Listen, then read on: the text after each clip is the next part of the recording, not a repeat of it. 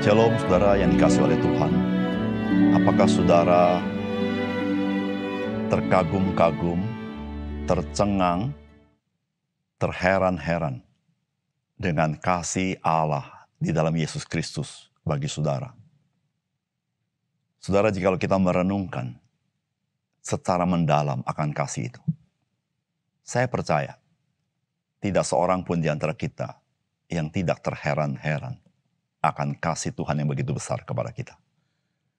Dan ketika kita mengenal kasih yang seperti itu, saudara, hidup kita berubah 180 derajat. Salam jumpa dalam program Tuhan adalah Gembalaku. Mungkin saudara pernah mendengar kata dramatis. Saudara, dramatis adalah sebuah situasi yang ekstrim dan berubah kepada ekstrim yang lain. Dan juga dapat dimengerti sesuatu yang mustahil. Namun hal itu terjadi. Maka kita sebut dramatis. Seperti misalnya pertandingan bulu tangkis, di mana seorang pemain tunggal ini sudah ketinggalan jauh dalam pengumpulan angka. Namun ia sanggup membalikan situasi menjadi kemenangannya. Maka kita menyebut kemenangannya adalah kemenangan yang dramatis. Saudara, pernahkah saudara sebagai orang percaya menyadari betapa dramatisnya kasih Tuhan kepada kita? Seharusnya kita dihukum dan binasa. Namun sebaliknya ia mengasihi kita dengan menyelamatkan kita. Dan tidak main-main, saudara. Yang ia berikan adalah anak tunggal yang satu-satunya itu, yaitu Yesus Kristus, untuk mati di atas kayu salib. Seharusnya kita yang mati. Tetapi Tuhan Yesus menanggungnya. Bahkan Tuhan yang menghidupkan kita. Saudara, bukankah peristiwa ini adalah peristiwa yang dramatis? Saudara, peristiwa ini peristiwa yang sanggup mengubah cara pandang dan gaya hidup kita. Saudara, mari kita membaca firman Tuhan. Dari Yesaya 52 ayat 13 sampai 53 ayat yang ke-12. Sesungguhnya hambaku akan berhasil, ia akan ditinggikan, disanjung dan dimuliakan. Seperti banyak orang akan tertegun melihat dia, begitu buruk rupanya, bukan seperti manusia lagi, dan tampaknya bukan seperti anak manusia lagi. Demikianlah ia akan membuat tercengang banyak bangsa. Raja-raja akan mengatupkan mulutnya melihat dia, sebab apa yang tidak diceritakan kepada mereka akan mereka lihat, dan apa yang tidak mereka dengar akan mereka pahami. Siapa yang percaya kepada berita yang kami dengar, dan kepada siapakah tangan kekuasaan Tuhan dinyatakan?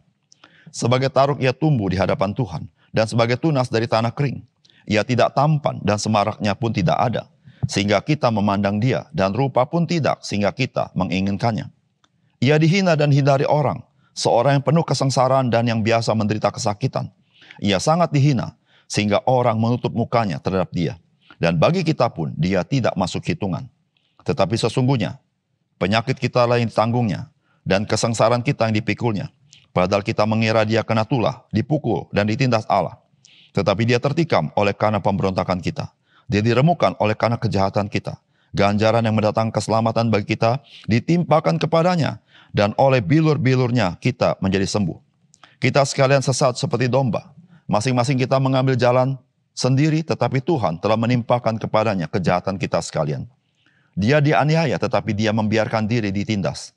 Dan tidak membuka mulutnya seperti anak domba yang dibawa ke pembantaian. Seperti induk domba yang keluh di depan orang-orang menggunting bulunya. Ia tidak membuka mulutnya. Sesudah penahanan dan penghukuman, ia terambil. Dan tentang nasibnya, siapakah yang memikirkannya? Sungguh, ia terputus dari negeri orang-orang hidup. Dan karena pemberontakan umatku, ia kena tulah. Orang menempatkan kuburnya di antara orang-orang fasik. Dan dalam matinya, ia ada di antara penjahat-penjahat. Sekalipun ia tidak berbuat kekerasan dan tipu tidak ada dalam mulutnya. Tetapi Tuhan berkehendak meremukan dia dengan kesakitan.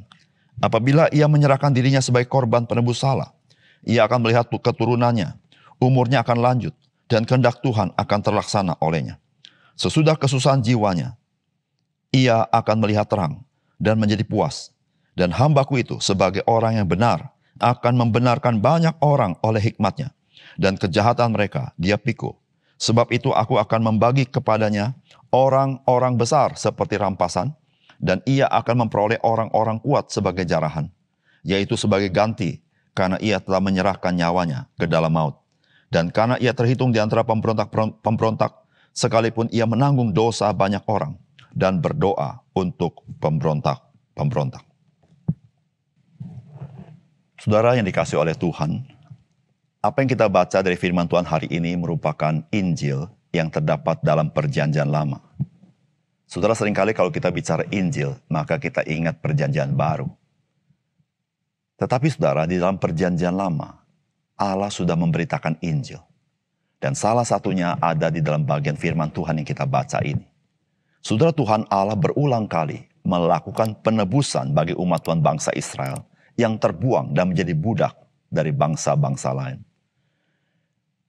Saudara, itu semua adalah gambaran secara fisikal akan penebusan yang akan dilakukan oleh Mesias, yaitu Yesus Kristus. Sehingga saudara, setiap kita memahami apa makna penebusan itu. Saudara, Tuhan Yesus menebus manusia dari kuasa belenggu dosa, dari kuasa belenggu maut, dari kuasa belenggu setan, dengan dia mati di kayu salib. Sehingga saudara, setiap kita yang dibelenggu olehnya ketika kita percaya, kita dimerdekakannya. Saudara yang kasih dalam Tuhan, apakah pesan firman Tuhan bagi kita dari bagian firman Tuhan ini? Yang pertama, saudara, misi penebusan dari Tuhan Allah di dalam Mesias adalah sebuah misi yang dramatis dan ajaib. Saudara, firman Tuhan berkata begini, sesungguhnya hambaku akan berhasil. Ia akan ditinggikan, disanjung dan dimuliakan. Seperti banyak orang akan tertegun melihat dia, begitu buruk rupanya, bukan seperti manusia lagi, dan tampaknya bukan seperti anak manusia lagi. Demikianlah ia akan membuat tercengang banyak bangsa. Raja-raja akan mengatupkan mulutnya melihat dia. Sebab apa yang tidak diceritakan kepada mereka, akan mereka lihat. Dan apa yang tidak mereka dengar, akan mereka pahami. Saudara, misi penebusan Yesus Kristus bukanlah misi yang sifatnya spekulatif. Artinya bisa gagal atau bisa berhasil. Saudara, misi Yesus Kristus adalah misi yang pasti. Misi yang pasti di dalam kemenangannya. Bukan sebuah kebetulan, tetapi sebuah kebenaran yang Allah mau nyatakan kepada dunia ini. Bahwa dialah yang berdaulat mengatur segala sesuatu. Tidak ada rencana dia yang gagal. Itu dikatakan oleh firman Tuhan. Sesungguhnya hambaku akan berhasil. Ia akan ditinggikan, disanjung dan dimuliakan. Namun saudara, ketika proses itu terjadi, saudara, Alkitab mengatakan seperti ini. Seperti banyak orang akan tertegun melihat dia. Begitu buruk rupanya. Bukan seperti manusia lagi. Dan tampaknya bukan seperti anak manusia lagi. Saudara-saudara, ini adalah proses. Ketika Tuhan Yesus menjalankan Via Dolorosa. Saudara, Alkitab mengatakan, bagaimana orang akan tertegun melihat dia. Kenapa? Karena dia begitu buruk rupanya. Bukan seperti manusia lagi. Nampaknya bukan seperti anak manusia lagi. Saudara yang kasih dalam Tuhan, inilah titik yang begitu rendah yang Tuhan Yesus alami. Sangat ekstrim. Saudara, dia menjadi manusia, dia sudah merendahkan diri. Tetapi firman Allah berkata, bukan saja sebagai manusia. Alkitab mengatakan, begitu buruk rupanya. Bukan seperti manusia lagi. Saudara yang kasih dalam Tuhan. Inilah misi Yesus Kristus. Ketika ia merelakan diri dan mati di atas kayu salib dengan begitu hina. Sebuah situasi, sebuah kondisi yang sangat ekstrim. Dia mengorbankan dirinya. Tetapi saudara yang kasih dalam Tuhan, ayat berikutnya mengatakan, demikianlah ia akan membuat tercengang banyak bangsa. Raja-raja akan mengatupkan mulutnya melihat dia. Sebab apa yang tidak diceritakan kepada mereka akan mereka lihat. Dan apa yang tidak mereka dengar akan mereka pahami. Saudara, Kristus mati di kayu salib bukan akhir dari kisah itu. Tetapi dia yang mati itu, dia yang dikuburkan itu di dalam lubang batu dan ditutup oleh batu yang besar. Yesus Kristus pada hari yang ketiga, dia bangkit dari antara orang mati. Dengan kuasa dirinya sendiri sebagai anak Allah. Saudara, hal ini membuat orang tercengang. Saudara, peristiwa kebangkitan Tuhan Yesus adalah peristiwa satu-satunya di dalam dunia ini yang tidak pernah terjadi. Hanya Yesus, karena dia anak Allah itu sendiri. Saudara, inilah yang saya sebut dengan misi penebusan yang sifatnya dramatis dan ajaib. Saudara, orang berpikir, Yesus Kristus yang mati, dia sudah tidak berdaya. Padahal sebelumnya dia banyak melakukan nubuat, banyak melakukan mujizat-mujizat. Saudara, tidak heran ketika dia di atas kayu salib ada orang mengatakan, jikalau engkau anak Allah, selamatkanlah dirimu. Saudara yang kasih dalam Tuhan, Yesus Kristus membuktikan dia memang juru selamat itu, penebus itu. Dia tidak turun dari kayu salib. Dia tetap di atas kayu salib, menanggung dosa umat manusia. Tetapi saudara, itu bukan akhir ceritanya. Dia menunjukkan dia adalah anak Allah. Dia bangkit pada hari yang ketiga. Dan dia menampakkan diri selama 40 hari kepada banyak murid-muridnya. Dan kemudian duduk di sebelah kanan Allah Bapa. Saudara yang kasih dalam Tuhan, inilah karya Tuhan yang dramatis. Itu didorong oleh kasih Tuhan kepada kita. Yang kedua, saudara, penebusan manusia berdosa hanya dapat dilakukan oleh Yesus Kristus, Sang Mesias itu. Sebab ia mau melakukannya. Dia juga mampu melakukannya. Dan dia layak melakukannya. Saudara, firman Tuhan berkata begini. Ayat ke-7, dia dianiaya tetapi dia membiarkan dirinya ditindas dan tidak membuka mulutnya seperti anak domba yang dibawa ke pembantaian. Seperti induk domba yang keluh di depan orang-orang yang menggunting bulunya, ia tidak membuka mulutnya. Saudara, firman Tuhan berkata, Yesus Kristus sendiri, dia mau, dia rela menjadi korban pendamaian. Alkitab berkata, dia membiarkan dirinya ditindas dan tidak membuka mulutnya seperti anak domba yang dibawa ke pembantaian. Saudara, kita bisa membandingkan dengan peristiwa Yesus diadili. Saudara, persis seperti nubuatan yang ditulis dalam kitab Yesaya ini. Saudara, dia rela karena dia mengasihi engkau dan saya. Saudara, Alkitab juga mengatakan di ayat 10 dan 11. Tetapi Tuhan berkehendak meremukkan dia dengan kesakitan. Apabila ia menyerahkan diri sebagai korban penebus salah, ia akan melihat keturunannya, umurnya akan lanjut, dan kehendak Tuhan akan terlaksana olehnya.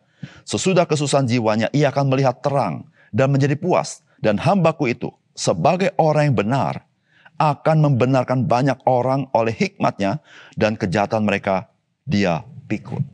Saudara, Yesus Kristus bukan hanya mau, dia mampu melakukan penebusan itu. Alkitab berkata bahwa apabila ia menyerahkan dirinya sebagai korban penebus salah, ia akan melihat keturunannya, umurnya akan lanjut. Dia akan hidup kembali selama-lamanya. Dan kehendak Tuhan akan terlaksana olehnya.